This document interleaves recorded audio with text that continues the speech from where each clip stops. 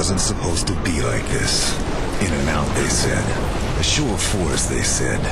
The Hellgast war machine was destroyed on Vecta, and you guys just need to sweep it up, they said. But, like any animal, the Hellgast are at their most dangerous when cornered.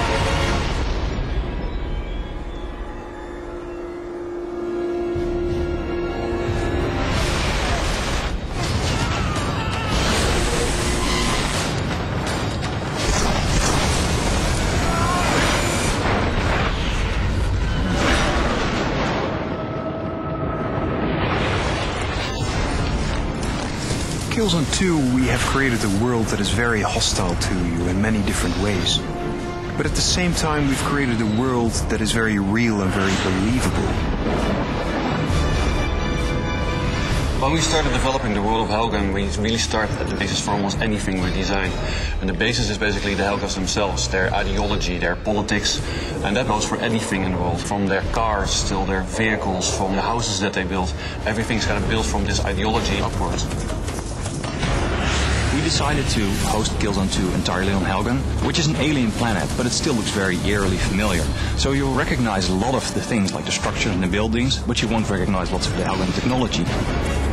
This allowed us to create a unique world with 5 completely different gameplay environments and 10 completely different experiences.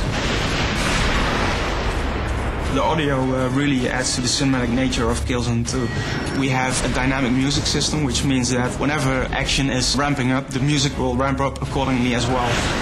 Previous games we were limited by memory and the number of sentences we could trigger, but this time we stream it all from the Blu-ray, which adds to the variety, and the player won't keep hearing the same sentences over and over. Colonel Radek. The one thing that we're all looking for, and a lot of people are talking about scale, for us it's much more about density. Everything in the world has to be extremely dense, the experience has to be dense, the action has to be dense.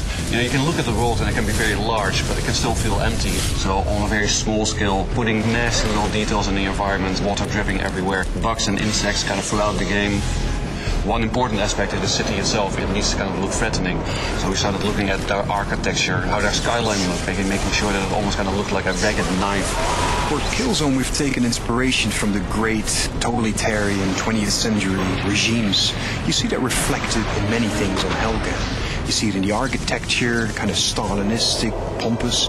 You see it in the weaponry of the Hellgast, which is very mass-produced. Everything that is Hellgast and Helgen kind of feels very replaceable versus very individualistic for the ISA.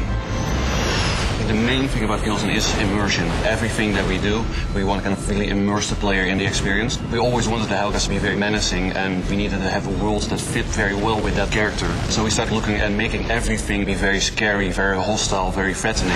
And there's a very good German word for that. There's a word that they call unheimlich. Unheimlich basically means unhomely. And that's the sense that we wanted to give the player. This is really somebody else's society, somebody else's world. You're not welcome here.